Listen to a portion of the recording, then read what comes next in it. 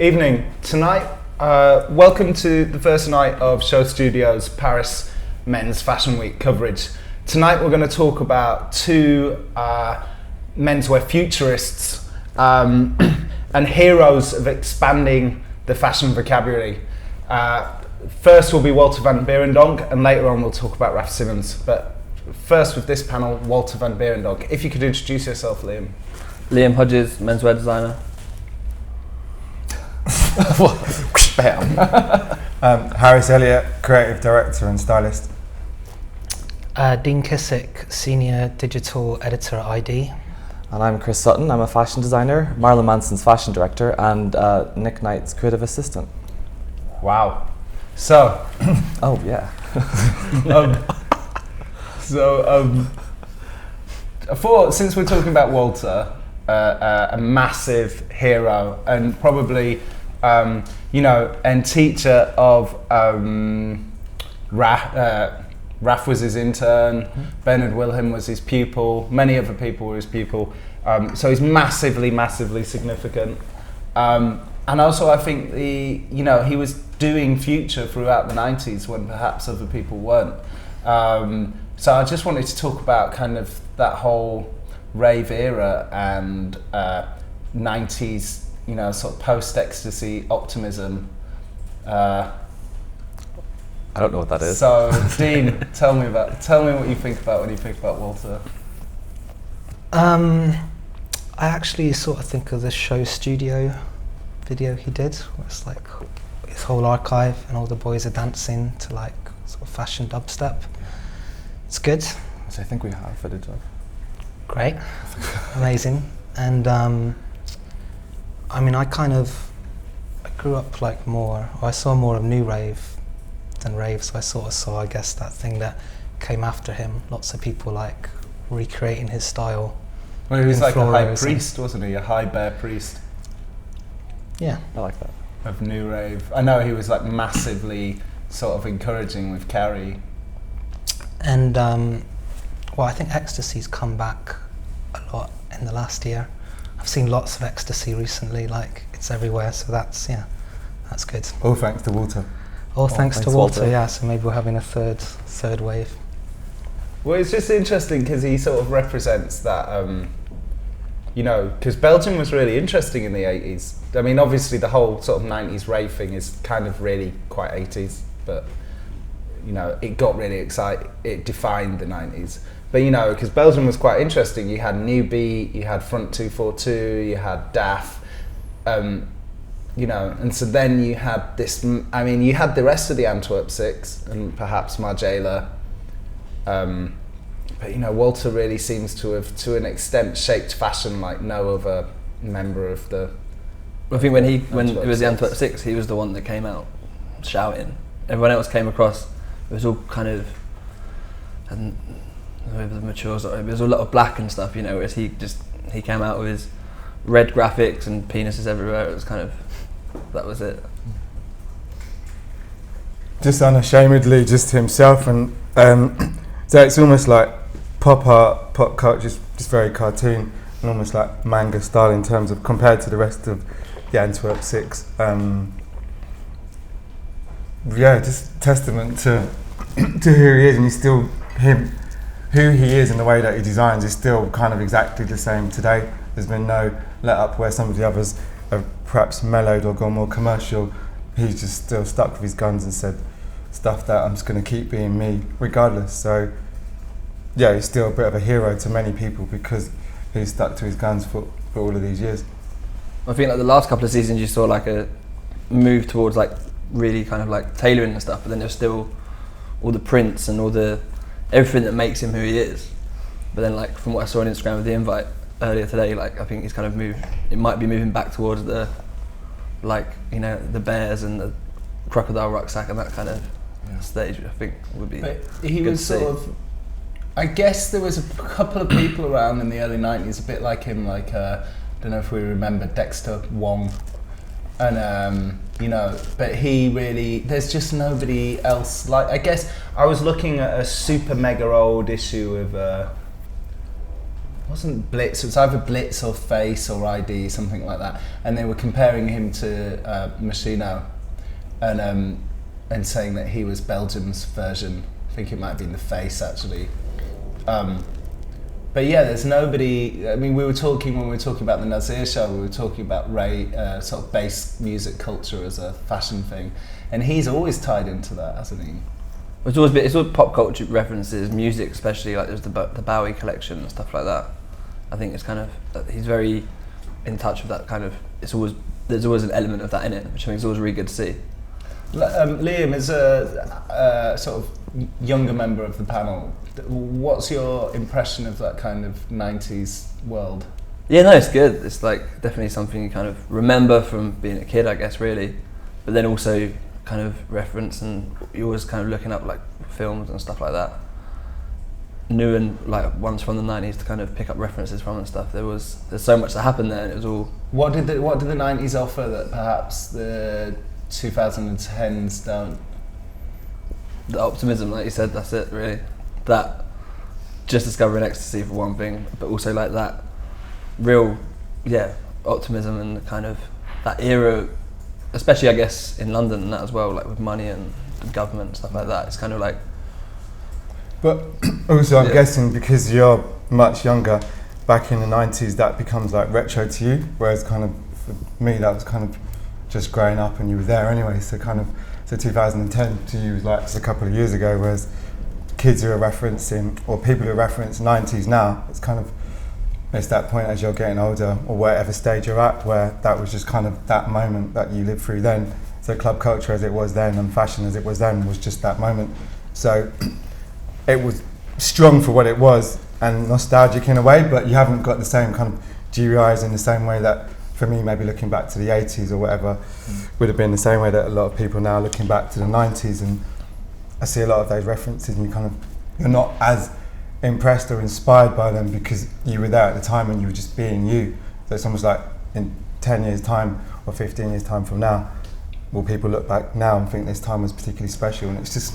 I so don't think so at all. So it's kind of... No, yeah, you're right. I mean, I get it. Like, you think like, it's like that late 80s American Psycho thing. Do you know, like that kind of, everybody had a bit more money. The 90s definitely had optimism. And Walter was right in the middle of it. He isn't making clothes for the club kids or the bears. He is one of them. And he's sweating right up against them. Literally. And he is completely unapologetic. He put the dicks all over them, because that's what it's about. The club is about, it's about everything you can do. Get the drugs, get the drink, get the cock. Not to be crude, but it's in very honest, let yourself go. What do we think? What was? I mean, I don't have any ideas on this whatsoever. But what on earth was in? You know, because Belgium's not that interesting. I've been. The chocolates are but nice. Something was going on that was really amazing. It had a moment. Weren't Technotronic Belgian? Really? What? I think What's possibly. Technotronic? Or maybe Dutch. This beat is Technotronic. Oh, cool. So, you know, you must remember them. I think I was taking a lot of ecstasy and I forgot. Okay. So anyway, but yeah, you know, something was going on there in the late 80s. Does anybody have any ideas? It might just be luck. I mean, Belgium have pretty much the world's best football team now. That's just kind of luck. They just happen to have got a golden generation. Twitter's So going to go on fire. Well, they've gone from being one of the worst teams in Europe to having a team worth about 300 million on the pitch, and there's not that much reason. And I guess there was a time, there's like a northern renaissance of painters when, you know, most of the great northern painters were kind of ruling the art world. And there was a sudden explosion. I mean, I guess they had the academy. You only need like a few people maybe to build a scene, sort of thing. If you can hear Raf Simons talk about his student days. It's probably when, I don't know if he was ever taught by Walter, but when, you know, Walter was around and he was hanging out with like Willy van der Peer and Olivier Rizzo, and they were all just hanging out in the same cafe in Antwerp. I think he was definitely influenced because Raf was his intern. And Raf was, now how accurate this is, so don't give me shifty looks. I believe Raf was very much into furniture design. He did an industrial There design. you go. See, there he did. And basically, Walter encouraged him to do fashion very much. So I think Walter was responsible for that, and that's a huge. You know. But it's just peculiar because it's a little bit, I grew up with this idea that Manchester was a culturally important place.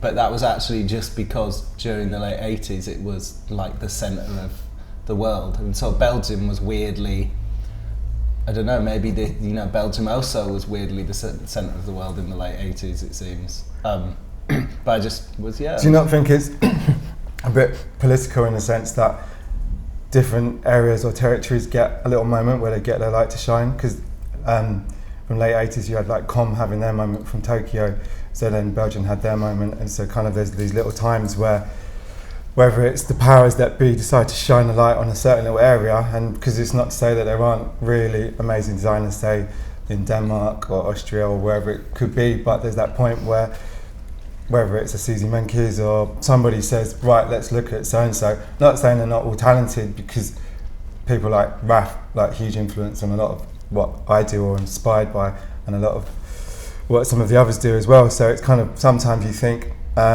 Lady Luck or the Magic Fairies decided to sprinkle a dust and says it's time for Belgium to have its moment and therefore shine a spotlight, as opposed to it just being that Belgium's got something amazing then. But Harris, why do you think there are so few designers, perhaps accepting the sort of London youth?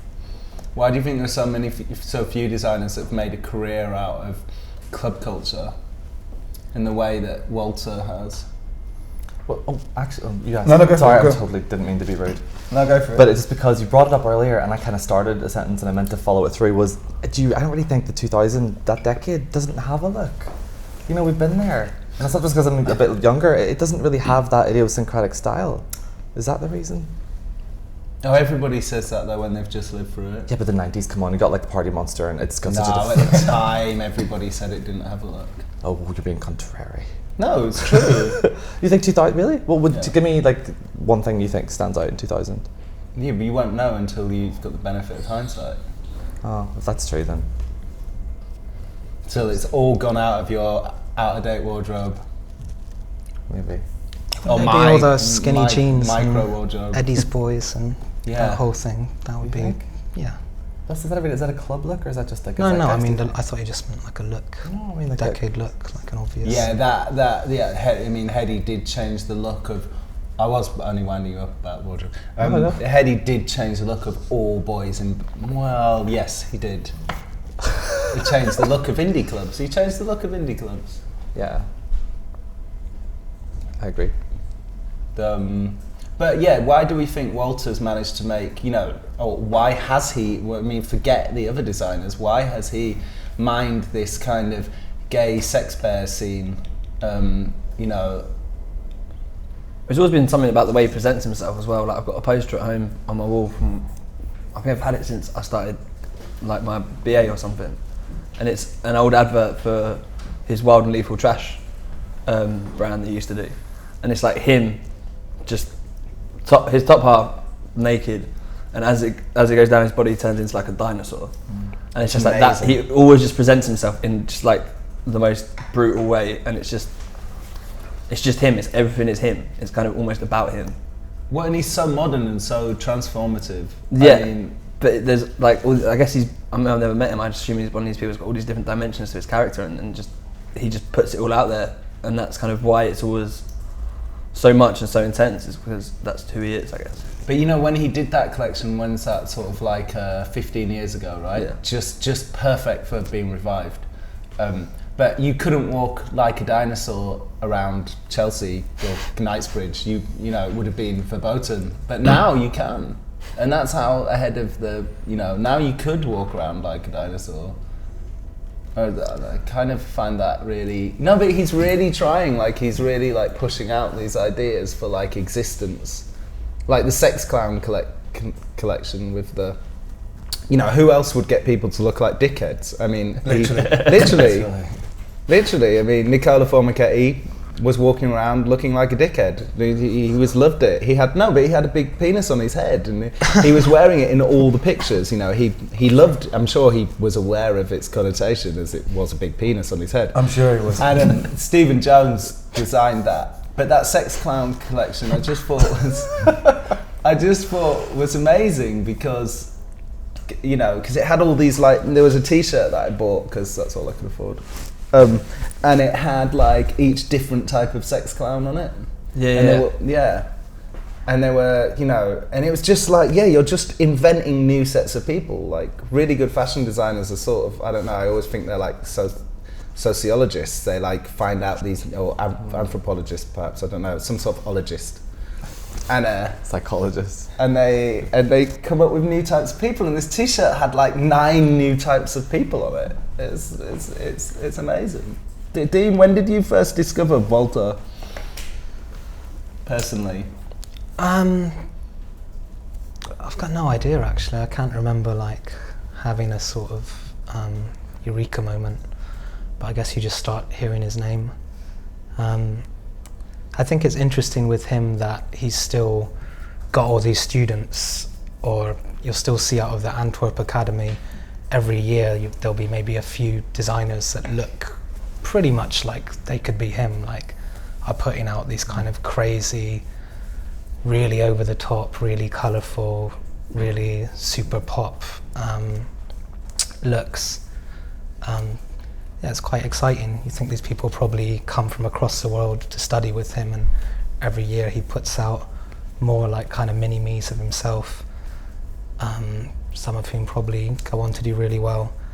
And if you go, say maybe the St. Martin's show or the Royal College show, sometimes you'll see people like that, but you know, you're unlikely to see quite as much as just like it's a given in that show. Harris, when did you first sort of remember coming across Walter? Can't remember the exact collection, but it would have been through ID, probably through early to mid 90s, because I studied up in Middlesbrough, and my only outlet to the real world outside of rave music was ID in the Face. So it would have been through seeing the collections then, and for me, it's embracing any designer that's willing to always just wear their heart on their sleeve, literally, and just or in their head. I wouldn't say I'm one of his biggest fans, but kind of appreciate and respect anyone who kind of will continue to have a vision. And I kind of think I've said this before, and it's just that if anyone's got a vision and they just stick to it. So when he's being likened to Moschino, you kind of think, but he took Moschino and kind of ate it up and spat it out and carried on with it. Whereas Moschino, big, massive house needing to be more commercial in the way that they do things, whereas he's just like, don't give a fuck, just keep going, keep doing what he needs to do. So it's inspiring people just stick to that, which kind of is 2 fingers up to society in terms of the way that you do things, whether it's through punk or it's just that point where you're not part of the norm and not going to get your OBE from the Queen or whatever it would be, and you're just going to do what you do. Not necessarily to poke fun, but that's who you are. And kind of, so just respecting that there's people like that will just continue doing that.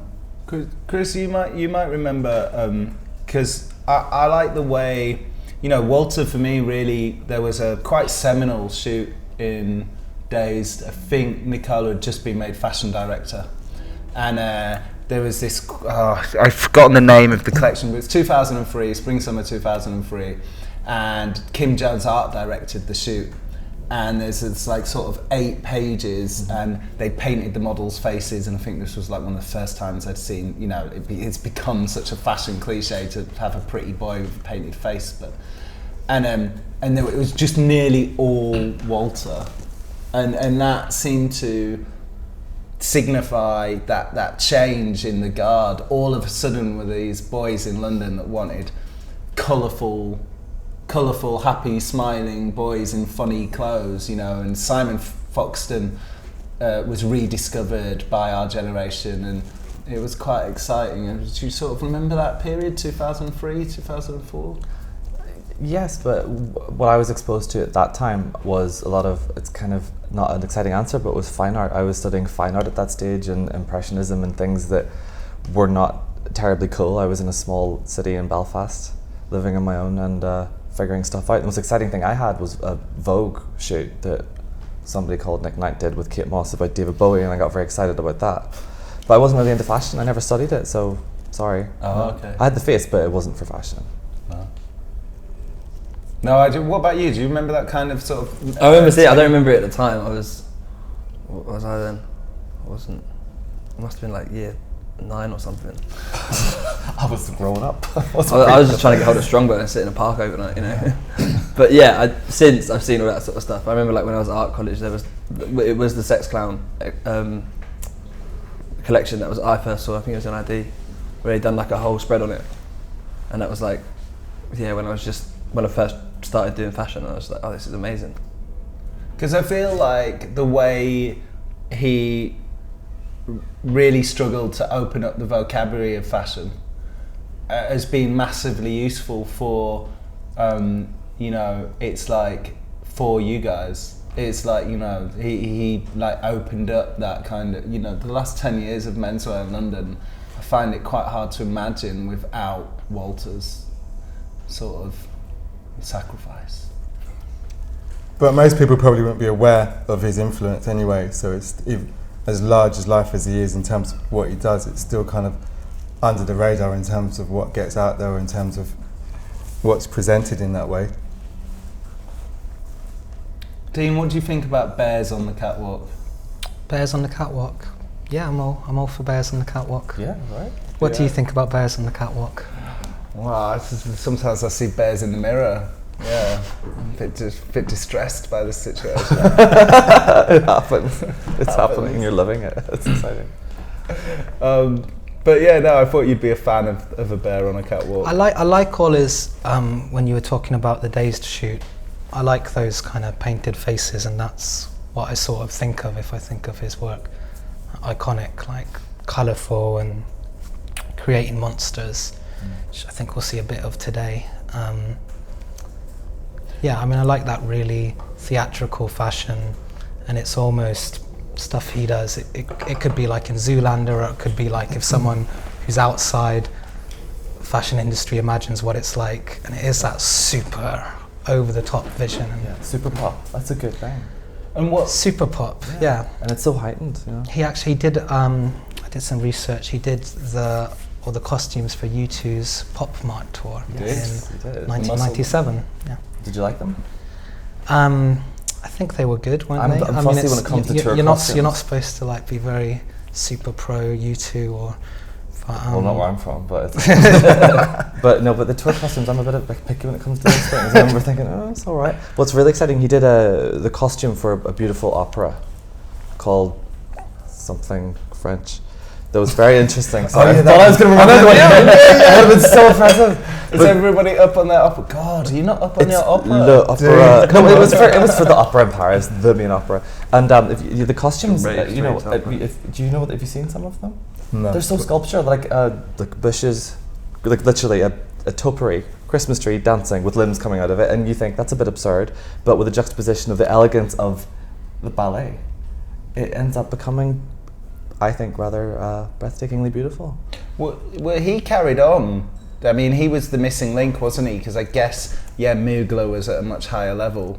But that whole kind of fashion superhero exhibition that was at the Met a few years ago, he was that missing link between that fashion idea of fashion, and then in the 90s you had the sort of whole minimalism and very like tiny little clothes, grunge, not very much going on, and the kind of, and he was in a weird way, even though he'd taken it through, he had a collection called Heartbeat, so he was consciously doing rave, but there was definitely a link to sort of that superhero thing. Well, that's interesting, because recently I had a conversation with a costume designer lady who had a real problem with fashion, and I didn't realize that costume people have a problem with fashion people. So is Walter doing good costume, or is Walter doing good fashion? Because I think that it doesn't matter, but when I spoke to this person, they were incredibly like, oh, fashion, and wouldn't even talk to me, and I was like, oh. And then I realized that this person's like Oscar nominated, and I shouldn't really be rude, but I thought, how odd is that? You know, maybe is he a good costume designer? Maybe because, like I said, like the tour thing and the ballet worked so beautifully. The context of it, I think, was almost a bit more for me digestible than some of the catwalk looks because I wouldn't wear it. But then, because you always get that thing, don't you? Like being a sort of in the past. I used to be a bit of a channeler of butch realness, and drag queens. What's butch realness? You know, like bit chav gay.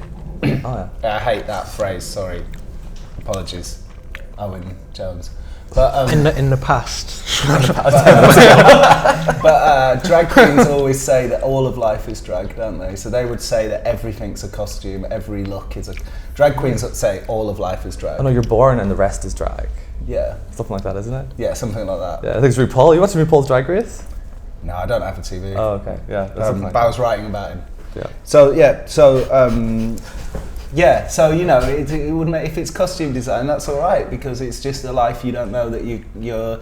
It's enabling you to drag up. For fantasy, which is the club thing, right? It's kind of like just an extension. If Lee Bowery had been around and was doing collections, that's kind of how you imagine where Walter is essentially, and it's just living that existence of the club is your life, and that is the way. Yeah, there isn't a separation between what you do. It's not just about getting dressed. In London, it gets a bit boring when you turn up at Fashion Week and you see people who've just turned up just to get dressed because they know they're going to get photographed because it is Fashion Week, as opposed to actually it's almost your whole life is this big method acting where you're just going to be living, not even method acting, this is who you are and that's the way you're going to carry on kind of what you do. That's what I think adds an extra layer to Walter because he is trying to think about sort of modern life. He's often got, you know, there's often these kind of humanist social messages in his collections. And then there's also, you know, the thing with Lee Bowery is that he took his, like many gays, he ungayified himself he had a real problem with sex in public places. So in order to have sex, obviously he couldn't turn up as a sort of yellow polka dotted ball because he wouldn't pull. So he would go out in a tracksuit, which is very common.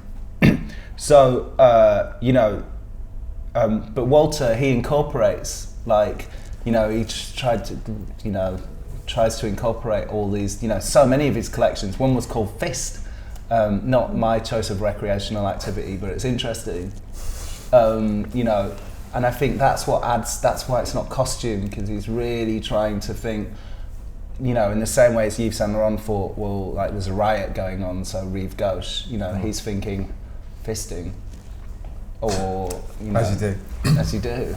But that's it's probably not the best clothes for pulling either, though, I'd imagine. That's true. Well, I don't know, I mean, he did those bare pants. Are they good? Do they work?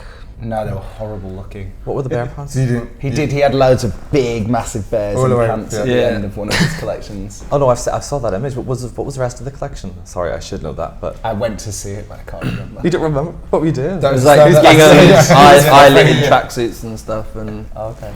Yeah, from what I remember. It was when he started doing all the eyelet holes and writing stuff in jumpers with holes. But like I was reading the other day about how he always uses red as his graphics to promote safe sex. I thought that was really beautiful. He uses red thread to finish things. Yeah. It's on the prints and labels, all the kind of details and that, and that's why he uses it. How does it? He uses a lot of political messages in his work anyway, with the print slogan and stuff like that. He always plays on that, and then the red thread just to support safe sex. What is it? Is it HIV? It's got the red ribbon. Yeah. Well, he's very, again, his political agenda is very optimistic. It's generally not against things, it's for things. It's about changing the future. Yeah. Which he did and wants to do more of, I guess. And the AIDS thing, I guess, is amazing because, I mean, Harris, you're a little bit older than I think myself, just a couple of years. But you might remember sort of, I mean, because it's quite amazing if you talk to people that are sort of a decade older than you, you know, it is quite amazing when you think that if you were working in fashion at that time, some of the reason why there aren't any fashion designers from then working is because loads of people died. Yeah. I mean, I remember all my mum's friends with moustaches died. All of them? You know, yeah. You know, and like these sort of men that were her friends. I was too young to understand. It's were you asking him a question? I was just saying, yeah. Harris, do you remember that kind of sort of impact of? Did you remember people, it being a thing in the fashion world? Well, I guess I was just started in fashion probably around 2000, so it's kind of it happened a bit before kind of me getting involved, but I have numerous friends who kind of lost friends because of AIDS and so forth. But no, I wasn't around.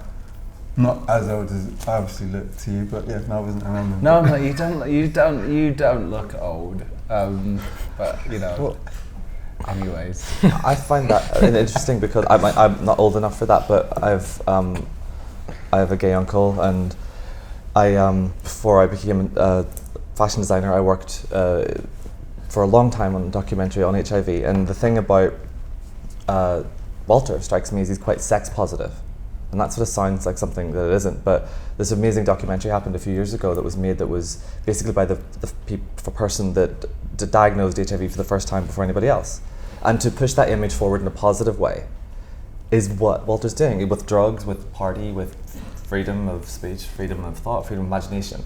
There's no boundary for it, and that is such a positive thing. Well, it's interesting that you say that, because I think, fashion, one of fashion's functions is to make you feel sexy. Yeah.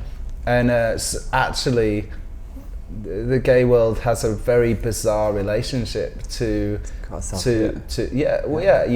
there's so many people who are fashion gays. I mean, my whole experience of the gay world is essentially fashion. The two are pretty much the same thing.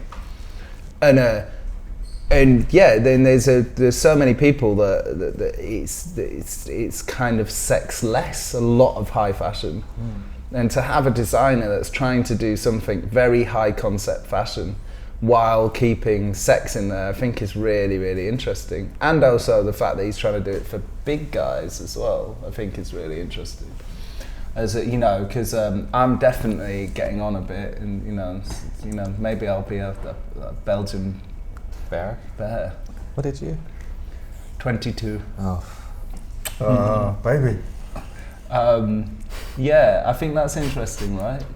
The sexual kind of, the way he's trying to merge sex and high concept fashion. But not in a way that, obviously sex is a very predictably easy thing to do and create the silhouettes and get attention very quickly, and everyone's going to roll their eyes at it. I mean, I've done it, so don't look at my collections and then judge me. But it was good. And then, what's the other thing? He's done it in a way that's, that collection, even with all the bears in a line, it isn't even that. It's not filthy. It's just naked guys. You think it's sex and it's saying something about you. You know what I mean? Well, that's it. I mean, if it wasn't said that these were, because he casted specifically, he had done an open bear casting basically. I remember seeing an advert for it or something on the internet. It was like a big thing, but if he had, I wasn't looking for it. But if you didn't go up for it. No, I should have. There's not enough facial hair back then. Okay. But if he, just got me laughing there.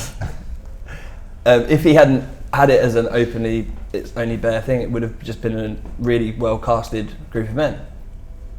But to support what he wants to project and support his story and support who he is, that was kind of the backstory to it, which I thought was kind of amazing as well.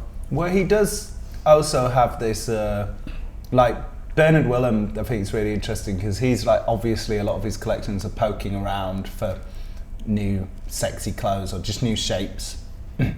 And Walter's this hella lot of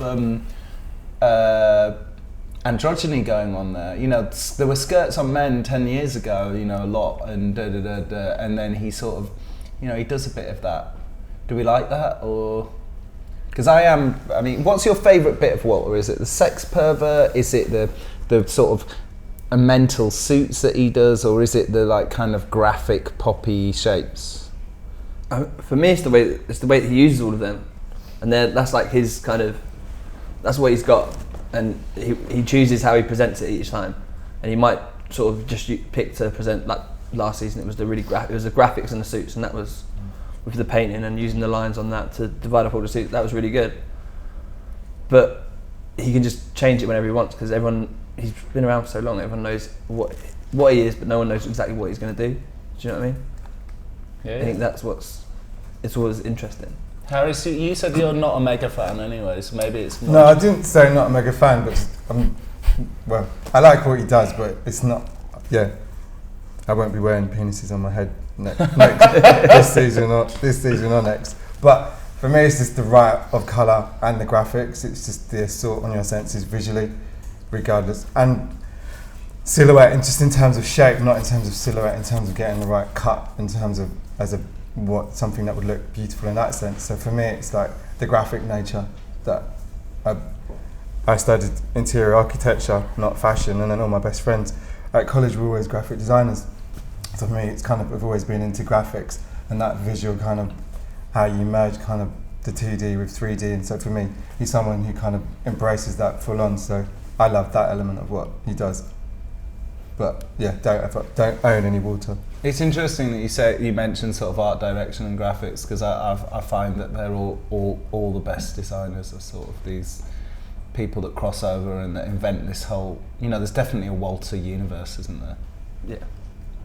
Or if you think things like K-pop wouldn't exist without kind of his involvement, and there's so many different other subcultures and kind of movements which have that, there's an involvement because of him. So even if it's not in the same way that he would embody or express it, there's subdivisions of things are inspired by what he's done or what he stands for anyway, even if it isn't like really obvious. So I think, yeah, how it kind of gets dissipated and kind of comes out in other ways is...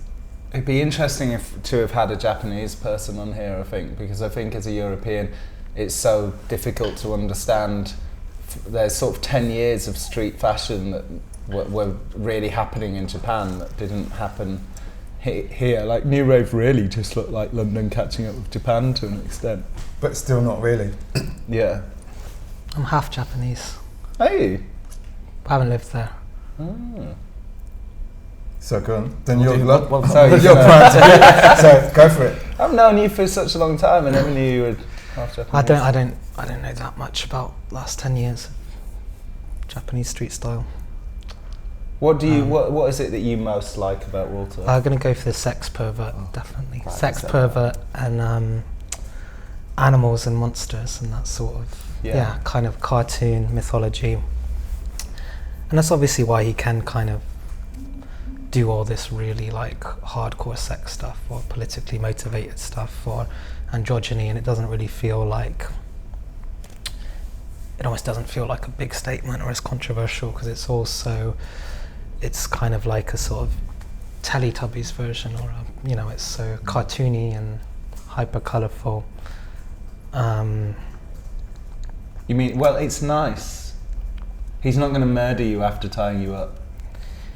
Yeah, he's not really going to fist you. I mean, you're just going to be like two big kind of fluorescent teddy bears dancing around the forest, He just like wants to wear playing with onesie each other's and bums, doesn't he? but it's all fun. And I didn't realise no, Dirk Van Sen is his life partner. Who's that? I think it's he's one of the Antwerp yeah, Six. he's one of the Antwerp Six. I knew that. He's the one that nobody knows. It's fine. It's one of the ones that no one knows. Yeah. Yeah, there's not a couple- watching. There's a couple of other ones. No, but like, It should be called like the unless you're- Antwerp 3, really. Unless you're like really like all on your shit. All on your shit. Yeah, then Okay. you're not gonna. Sometimes know. I am. But yeah, that's it. Yeah. So you like hyperglobal color teddy bears in a forest. No, that was my interpretation of like his sort of vision of fisting. I mean, I think Was it fisting in the collection, or were you just alluding Oh, to You it? also love there's a collection called Fist. No, I know that, but like, was there like a moment, or was No. it like a graphic, or was it? So what was the? I mean, actually, we don't actually know for sure that it was sexual. It could have been. Could have just been Power. See, it's presumption. that's I mean, true. But the One imagines that that's what it was about. yeah. In the context of him, it probably is. Yeah.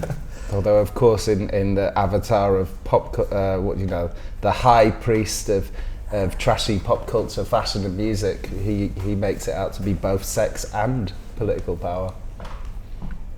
Very good. Yeah. Kanye and Kim.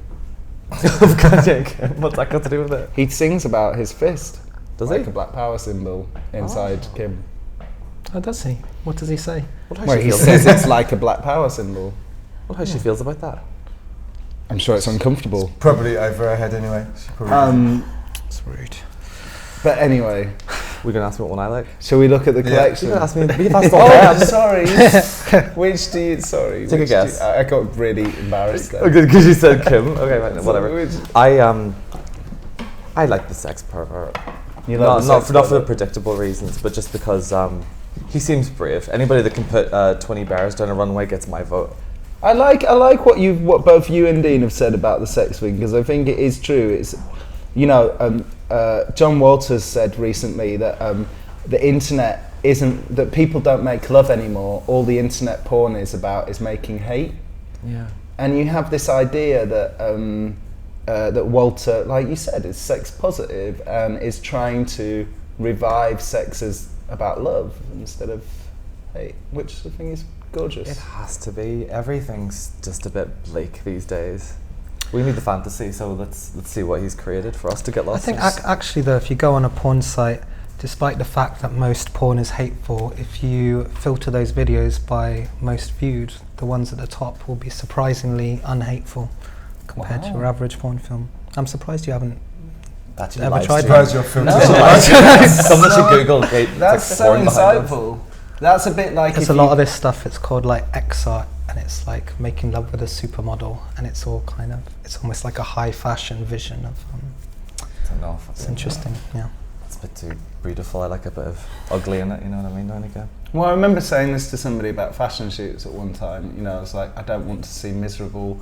Why is everybody in shoots miserable?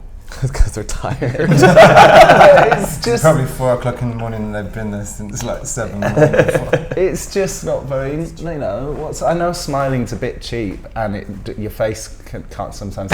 Cheekbones. You can't have cheekbones when you're smiling. So it's like, you know. Oh, I hate those club kid pictures. Oh no, they're sucking the cheeks in pictures. It's not good. But we digress. Anyway, Sorry. sorry. You want to see like Cara sticking her tongue out and Yeah. Liam and Harris, since you're the fashion experts and actually know how to change dreams into beautiful clothing, I don't know about that, but can you lead the comments? well, for me, first one, stop racism. Yeah, I'm all for anything that stops any kind of injustice, and so yeah, as we were saying, that Walter's very much political. It's political in all its senses. So for me, someone like Walter and a few other designers that do that are able to bring slogans in, and in that way, it's kind of strong. He's bringing tailoring back into it again, but in the way that Walter would do his tailoring with trainers that only Walter could do. What do we think of this? You know, because this isn't. I've got to be honest. This isn't the Walter that I love. The last 4 or 5 collections, the suit collections. You know, I think when it goes a bit further though, You'll get a bit more. We're of like what we're you'd- one look in. it's- but for he's wavered between he did suits around 04 as well, and then he went back to doing Walter, and now he's doing a lot of tailoring. What do we think of Walter tailoring? I mean, it's you know, I know in Paris they love it, but how do you feel about that, Liam? I think last season I thought it was, with the print and getting everything else on there, it was as much as it was a very nice tailored look, it was still, he still found his statement in there, I think. And then in this, like that red look there, that's the tailored version of the Walter that I think we both love. I think that's that's what the Walter that I want to see doing tailoring. That's that more. This little codpiece thing's kind of handy. That's quite Walter, isn't it? Yeah. No, it's just you know, codpiece. Well, no, you know what I mean. I just used that to illustrate the area I'm talking about. But that's a little bit controversial, is it not? No. Yeah, well, it's more the poppiness that I love, and then, but I know in Paris, and I know the journalists absolutely love the tailoring and the suits, and actually that's why people are talking about him again, and so, you know, just because it's not my a cup of char doesn't mean that it isn't wildly successful. But I think that's maybe it's a business thing as well. You've got to kind of balance out what he wants to see on the runway, what he wants to put on the runway, and versus what the buyers want to buy. There is a game to play there. But then you see like these two suits where it's like that's like the cartoon characters on the face right there. Well, I guess his customer's grown up, so he wants to keep them occupied and buying it, right? Yeah, he's got to stay relevant to his customer. If he's got people that want to buy him all the time, maybe they want to wear him for newer occasions or whatever. I don't know. Even though this isn't that grown up, I think. Well, like the jacket. I could see a Queen in Vauxhall dancing around wearing that jacket on a Sunday. Yeah. It's running helmets tights, are isn't interesting. there? What's the deal with the helmets? They look like German World War II kind of helmets. They're kind of Like oversized as well. They're like they're like covered bigger in than that. flock or felt or something. Yeah. But it's also, I think it's hard for designers to carry on doing that expression if people aren't always going to be purchased. I mean, how much water do you actually buy? So there's that point where we love what people do, but if there aren't the die-hard fans who are actually still buying those collections, there's got to be a point where, in terms of whatever he's inspired by, where, I mean, it's still, your average guys are still not going to be wearing this collection anyway, so I guess it is just for his customers who are getting a bit older but they can still wear a jacket to work, but couldn't get away with the teddy bears going into the office on a Monday morning. Mm-hmm. Because it's still more grown up than, say, it's not a young collection in that sense in terms of tailored jackets, because still there's not many young people that you see walking around in tailored jackets, so it's still aiming at an older guy who's still... He's also always, to be fair, he's always done a nice, colourful jumper. Yeah. He's always done as a jolly, colourful jumper, as people might say. But it's almost like Henley Regatta kind of meets Club Kids. Yeah, I thought The stripes and that. Yeah. it makes me think of like prefects at school. Yes. Like those special jackets, special ties. Kind of Oxford University sports clubs, that sort of thing. That's interesting. But it's cool when he kind of cuts that up and collages it into new patterns, new forms. And I like the little, it's just gone off the screen, but the kind We of can little go back. tentacle skirt thingy. Is that what that is? Mine Yeah, said it it's looks like, like it looks crocodile. like a sausage. Crocodile graphics. Oh. I quite like the styling in it as well. 'Cause as you said, like the way he kind of like rips stuff up and mixes it and stuff. You kind of see that building through the kind of styling to show it kind of builds. It seems to like build into like looks, build into like really kind of like showy looks. Oh, right, okay. Kind of things like that, like where you go from there to the jacket to a little bit, and I think there's gonna be something coming. And before it was that big green fur coat thing, or well, probably not fur. I think it was like knitted. See, like that knitwear piece, I think looks amazing. Yeah. Yeah. The blankets. And also the shorts over leggings, there's so many people that are wearing that kind of look, whether it's in that whole ASAP Kanye kind of way, which has come through. I mean, you can see at least that half of it selling to loads of people, even if they weren't wearing the jackets and stuff. But Yeah, those. Did you say blankets? But they're like big cardigans, aren't they? But they kind of look almost like blankets with the finishing and the. Almost like the old-fashioned carpet coats. Yeah. But yeah, they're gorgeous.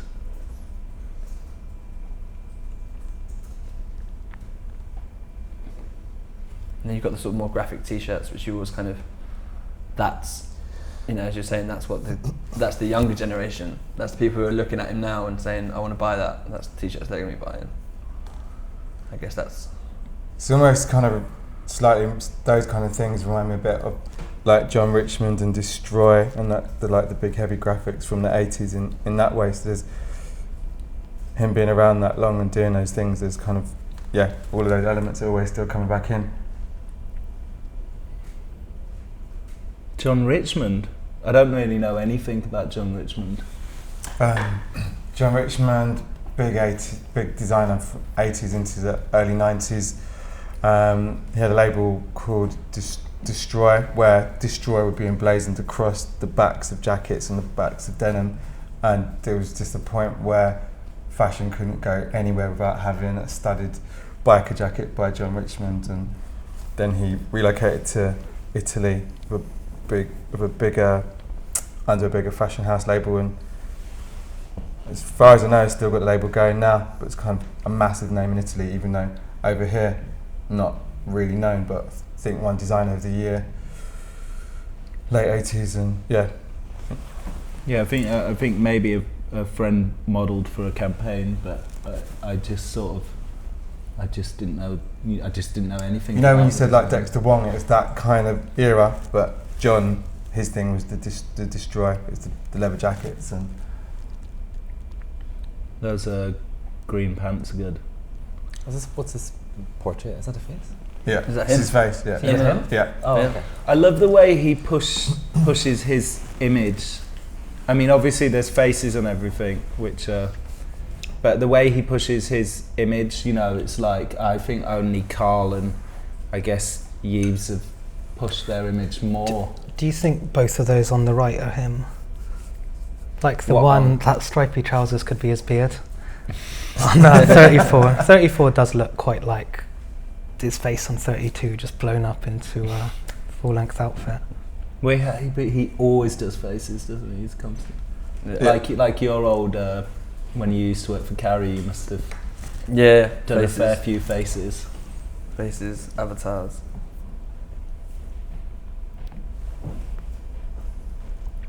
I think it's a lot broader of a range of a collection than the last few seasons. Yes. Like last season was just suits, Yes. pretty much. Now you've got everything in there. It's a big. More cuts, more prints, more fabrics. Yeah.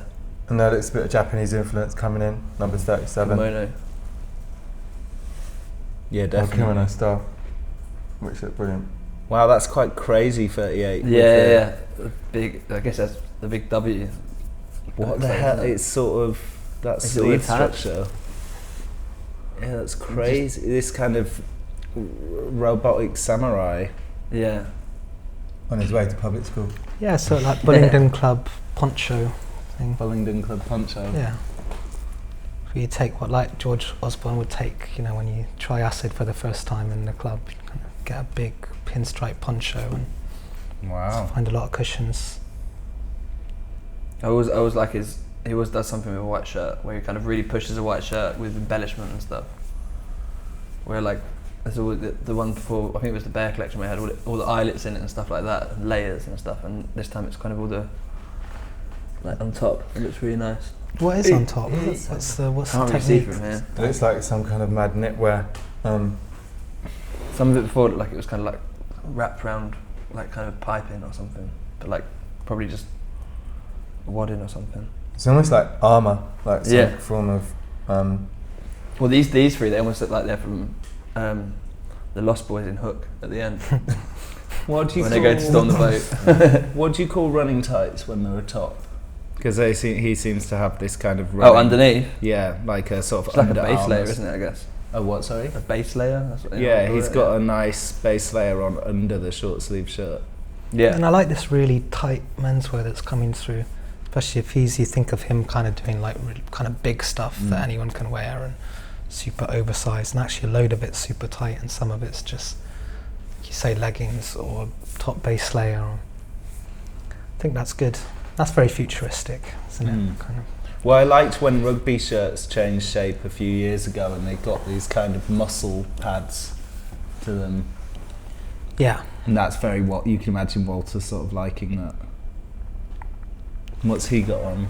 It's not me, but is his beard green? Am I imagining that? It's you. I think It's you. it's- You're It's imagining me. it. Oh, great. Good. So what do we think overall to the collection? Yeah, I like it. I think it's good. When I saw, like I said, when I saw the invite this morning on Instagram, or whatever, I think I was kind of hoping for something back a bit back to what I first saw when I started looking at him from last season. But I think he's kind of done it quite well. He's not turned his back on what he's been building the last few seasons. Like you said, obviously with some of the European press or buyers or whatever it is, that's why he started doing that. But I think he's kind of brought a much stronger element to it, and with the brand and stuff, I think, yeah. Well, I guess there's an element where he's getting older as well, so there's that point where, even if he's still clubbing in that same way, there's the point where as you do get older, you change in the way that you're going to wear and what you wear and what. Well, he's come out on the catwalk to do his little wave in a suit a couple of times recently. Yeah. Sorry, Aris. I'd wear some of that collection. Yeah. Yeah, definitely. Well, the samurai, I can imagine you in the samurai stuff.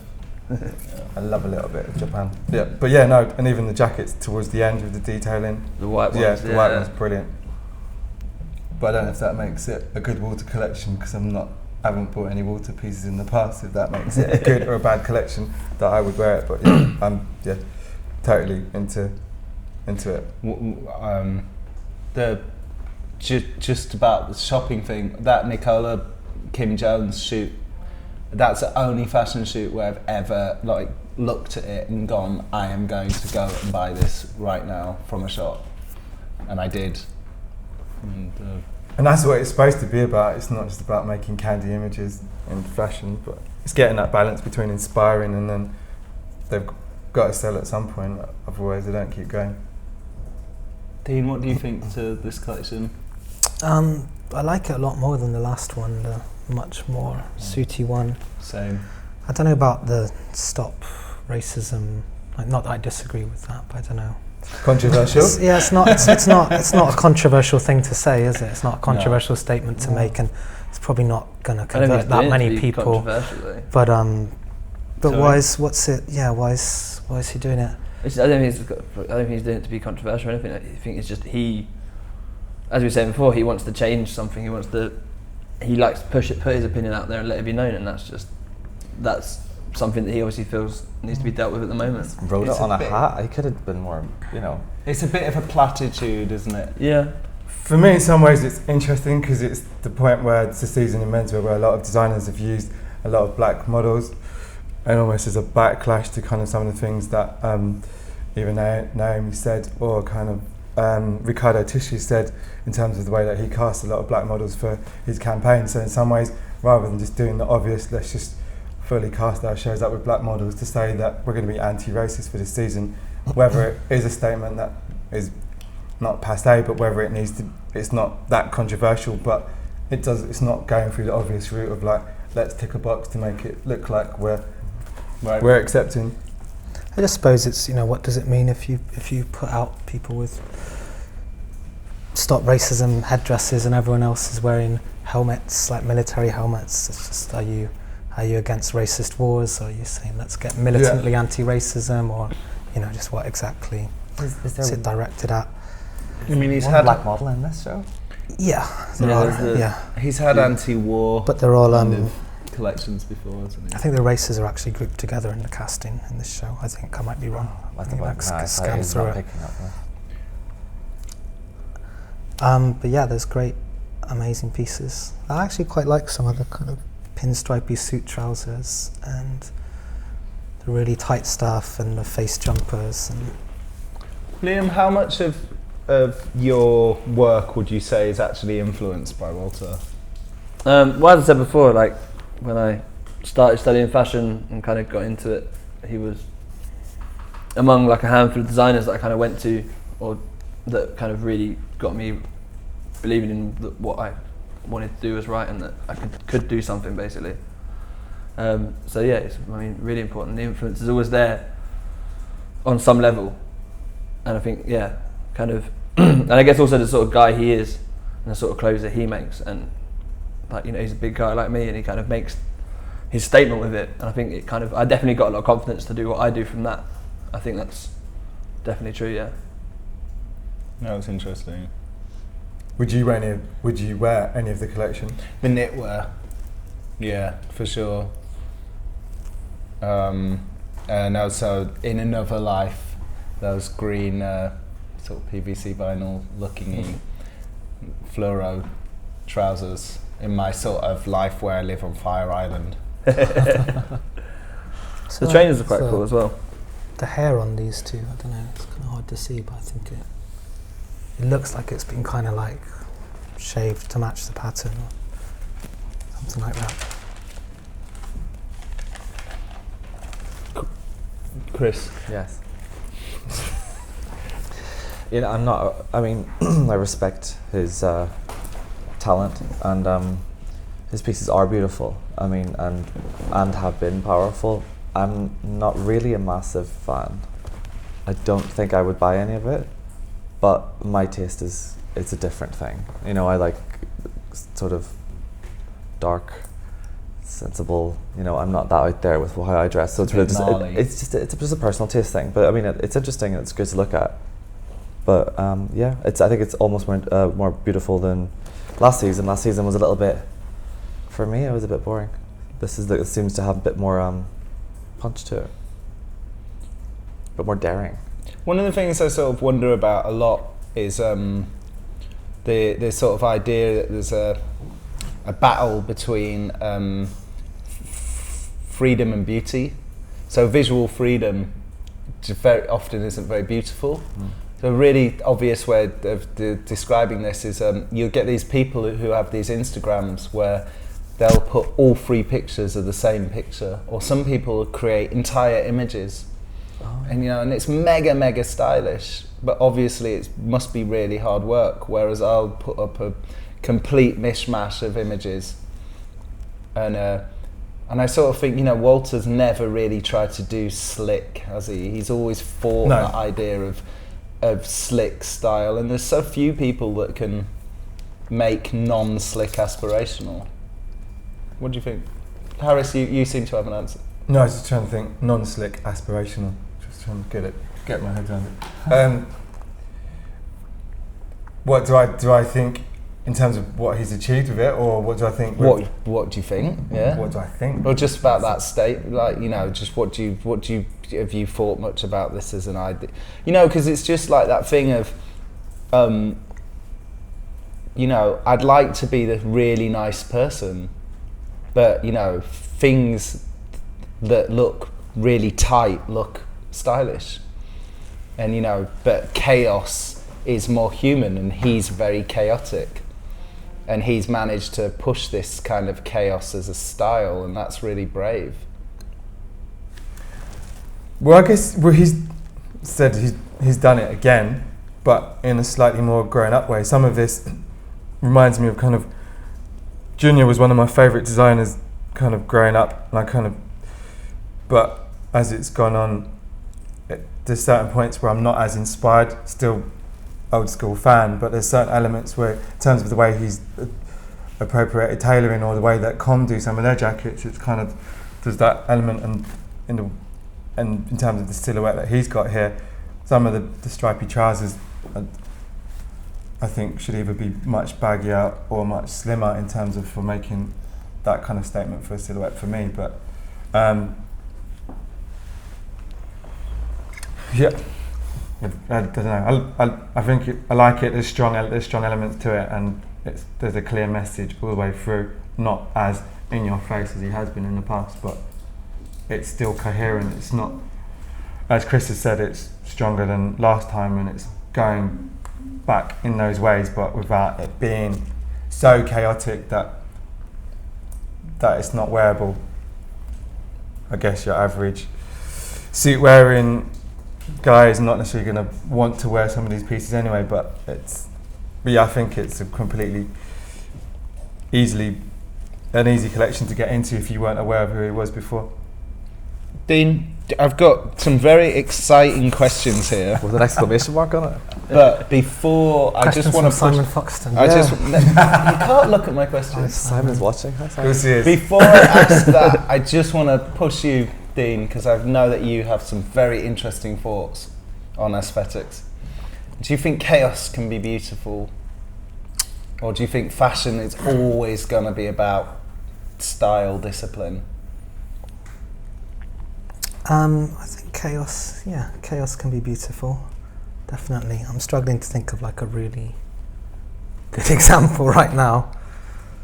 Because I used to, when I was doing my old job, Vice Style, I had this thing where I was sort of like, I wanted everything to be on there, but at the same time, I sometimes just was like, would have a little freak out and think maybe I should just make all the pictures black and white, or maybe, you know, I shouldn't have any fat people or anybody that isn't sort of, you know, in a very narrow definition of what's cool.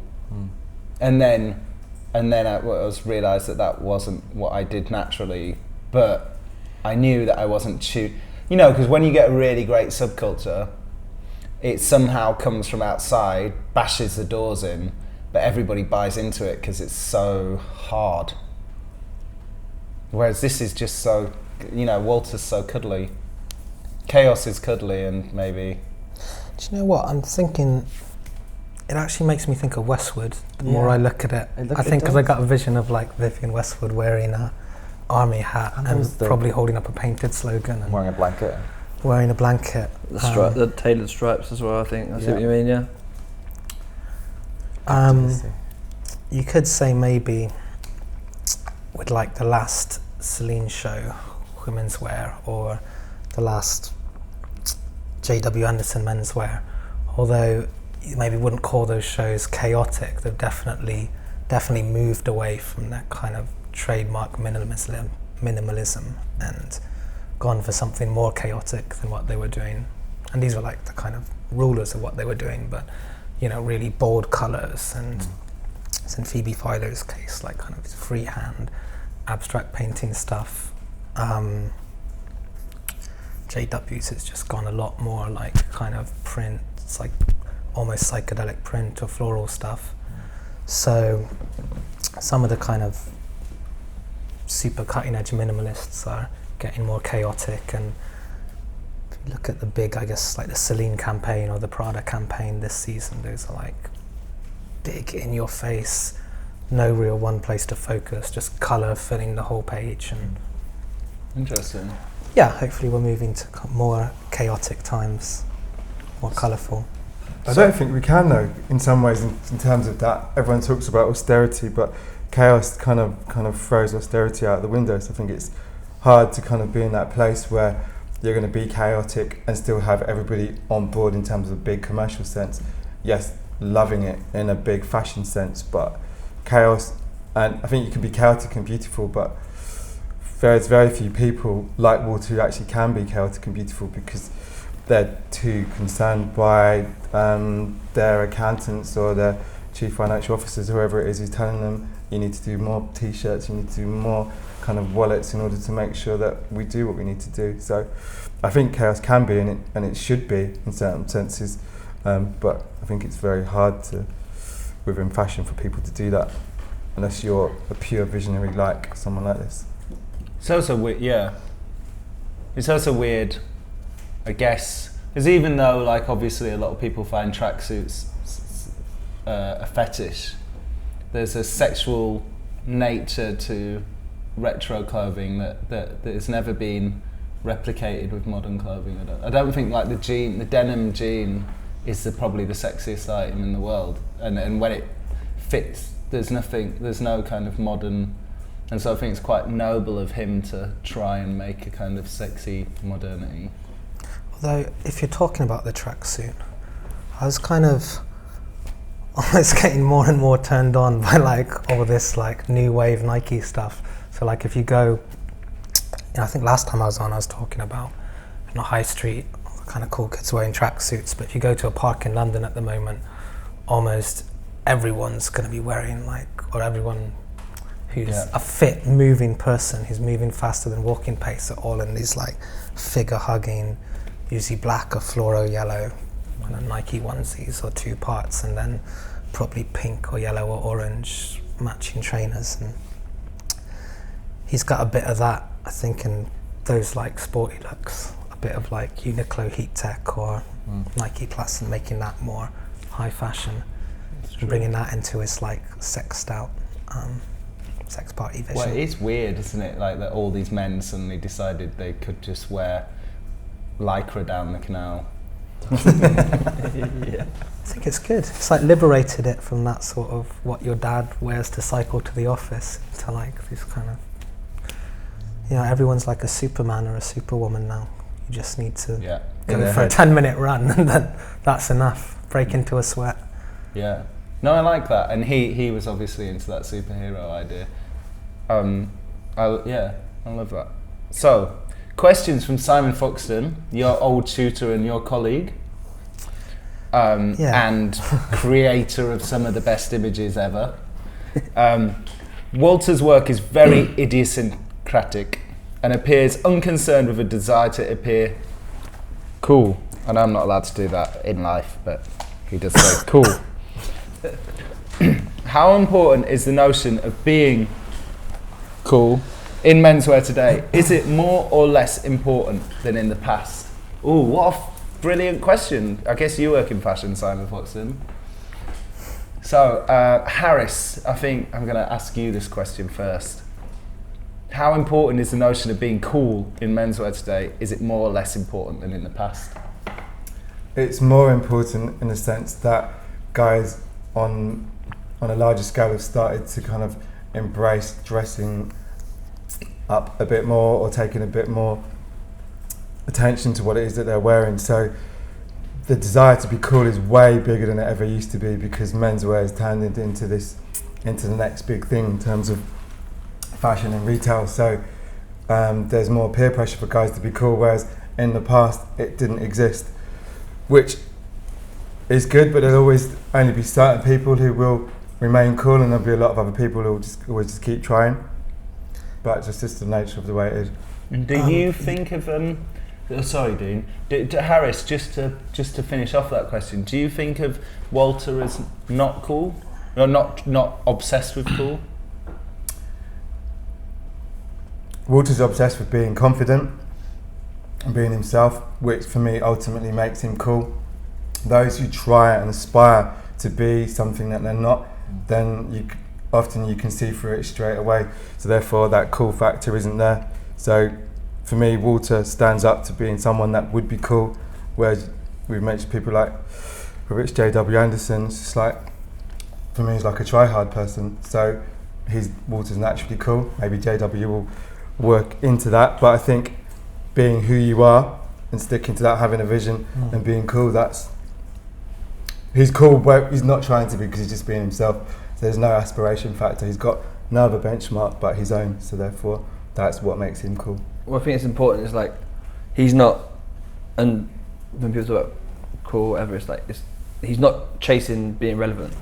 He's relevant because he's himself, and he makes himself relevant rather than trying to appropriate himself with something else to be relevant, if that makes sense. Do you know? And what do you think? What do you think of Simon's question, the notion of being cool in menswear today? Well, I think what I just said about Walter's, like, that's it. It's as important as you want to make it, really. If you want to just be cool and not be worried about everything else, then I don't think then you're just trying to be relevant. And whereas if you focus on yourself and focus on whatever it is you want to create on your outlet, then I think then you're cool, and that's my opinion. But I guess in the next panel I'll talk a little bit about, but you know, when I was in my early 20s and we were like I thought you were 22, no? Yeah. When I was last year. Yeah, last year when we were really into, I guess the whole thing about being into Raf and Hedy, we were very, there was a lot of being cool going on. There was a lot of wanting to be cool. Fashion was definitely being redefined by these guys that were discovering and marketing cool. And, I guess Simon's asking, is that still going on now, or is it not as important? I think it's definitely still going on. I think it's just, and it always will, but it's just whether you or not you want to partake in it. It's the entire industry. Have you been to a fashion party? They're trying to be cool, go walking in the door. People are blagging in. Not even that, it's got so ridiculous that some people are just putting logos in everything, so that if someone wears one thing with a logo, they, oh, you're wearing it too, we're so cool. And it's like, that's exactly what it is. It's not even aspirational. The reason that cool's got this over it is because it's not your definition of cool, because I get what you're saying. Because I think it's cool when you're just yourself, because I think that's my definition of cool. But he's saying cool, like those guys. That does exist. It absolutely exists. I don't know. I think there's a definite. I think there's a communal. I think cool is about community. Cool origin like being popular. Yeah, but if you read into some book on the meaning of cool, if you read some theorists on it, apparently it's a subliminal language for slaves. right? So because they didn't want the master to know, so that's where some of the roots are. So the two roots are like Italy. And some guy made this up so he could write a book, right? I'm not saying it's true, but so the two roots are like Italy and then slave culture, right? Yeah, okay. Because basically, I don't know when this book was written, but obviously this guy was very fond of the idea that it had a lot to do with black music and all that kind of stuff, right? Yes. So he's saying that a lot of cool is to do with secret knowledge. So there's a certain idea that cool is also like being in a gang and expressing, and an idea of rebellion. I think that's where the Italian thing comes in. There's an idea that you're rebelling against power without them knowing, blah, so blah, blah. So then that means that it's not just being cool, and it's not just like getting into the top man party. No, but what you just said is you said it's like a secret symbol of, was it? Secret knowledge. Secret knowledge. Wouldn't that, wearing that, emblem be that secret nod to, oh, you're cool because you're wearing it? So you're totally agreeing with me. Right. In some way. Yeah. Dean, I think you're the only person that hasn't said anything, hasn't made a fool of themselves. Well, I made a fool. Sorry, nobody else did. Talking about being cool. Because if you talk about being cool, sorry. You used to work at Vice. It's okay. Dean, just help me. Need some more champagne. We talked a lot about the 90s, the beginning of this. Yeah. And probably feels like that was a more exciting time to work in the fashion industry, possibly, in terms of like being free or partying or that sort of things, and great designers coming out of London. And I guess you touched on like the commercial side of things, and it does feel like the balance is very far towards money at the moment, towards fashion being a huge business and you having to make a lot of money, and that's your main priority.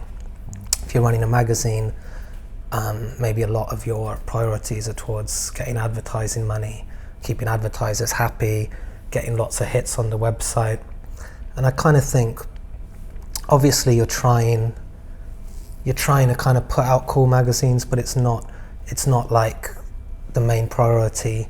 If I'm working on a story, or maybe a stylist is shooting something for ID, even if Simon's shooting something for ID, I'm not sure if the main motivation is for him to make something cool. It'll be like, we've got the newest trends, we've got the freshest designers. Maybe with him, because he's kind of more of a living legend, he's got more carte blanche, but definitely not with the things I'm working on. I'm not going to I wouldn't get a raise or a promotion because I've been really quick on finding something new and putting out really cool shit that no one's heard of. But isn't that the nature of your job though, being a style mag, to make sure that you are presenting everything that is cool, up to the minute, and that everything that is cool, because otherwise... Well, what I'm saying is I don't think it is anymore. No, I mean, I don't think that's the number one priority. Like, you're a business like anything else. You have maybe something cool, like... that's those two very different things, like making things cool and finding what's cool. Oh, sorry, presenting like you could be... Maybe you could be making a big multi-million brand cool, Dean, but not finding what's coolest in the world. Something like Dazed maybe are, because maybe they seem to be making their money more. What do you think about how cool Walter is? What, on like a scale of 1 to 10? Do you think... 1, 2. I think... do you think Walter how does Walter relate to cool? Because that was the other part of Simon's question. With Simon? Oh, sorry. Whoops. Well, yeah, I mean, he is, isn't he? He's someone, he's done his thing, he's never sold out, he's kept putting, and he's like making costumes for operas. That's cool. If you can be like making this sort of thing and dressing an opera, that's pretty good. I'd like to see that opera. Yeah. We'd go, right, if we were offered tickets right now to like... I'd do the weekend. Only if I get to wear a dick on my head. The coolest thing, the thing is, I don't think Walter's that cool, but that project, well, no, I don't really, I like it, but that project that Simon did, Dream the World Awake, is the coolest looking thing I've ever seen. Okay. It's so cool. Even stuff I wouldn't even, like there's guys in like sort of fur, leather, thigh-high boots, and they make it, they're cool. There's a context of it, innit? Is there still a place for... So this is Simon's next question. We sort of answered Simon's second question in the middle of the other question. Is there still a place for the truly original and strange in fashion, or is the formulaic and codified now the way forward? So is there still a place for the truly original and strange in fashion, or is the formulaic and codified now the way forward? Mr. Chris. You know what? I'm not gonna lie. I totally zoned out halfway through that question. Because say it again. Sorry, Simon, but Jesus. It's a bit of a hard one. He's obviously being tutor here. Maybe you should answer and we'll give you a break. Is there a place still for the truly original, strange in fashion, or is the formulaic and codified now the way forward? Well, it depends on who's viewing it. Because people can look at something that is really weird and completely creative and love it, but then it depends what you measure it by, really, isn't it? What do you think is a success in fashion? Is it a commercial success, or is it a creative praise from all the journalist success? Yeah. The weird and the strange, or whatever it was he said, they're the ones that will change it, and then there'll be a new code and that's how it works. Yeah. What's quite interesting, his website has an insanely amazing press archive, and people did know pretty much from the beginning. The people whose job it was to know. Dean's ancestors. They were like on that. Ian R. Webb, his Blitz magazine was on that.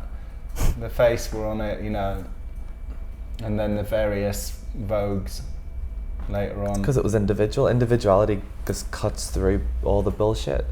Even maybe if it doesn't make a lot of sense. Sometimes it doesn't need to. And that's chaos. That's cool. Sometimes, no sense makes sense. What do you think, Harris?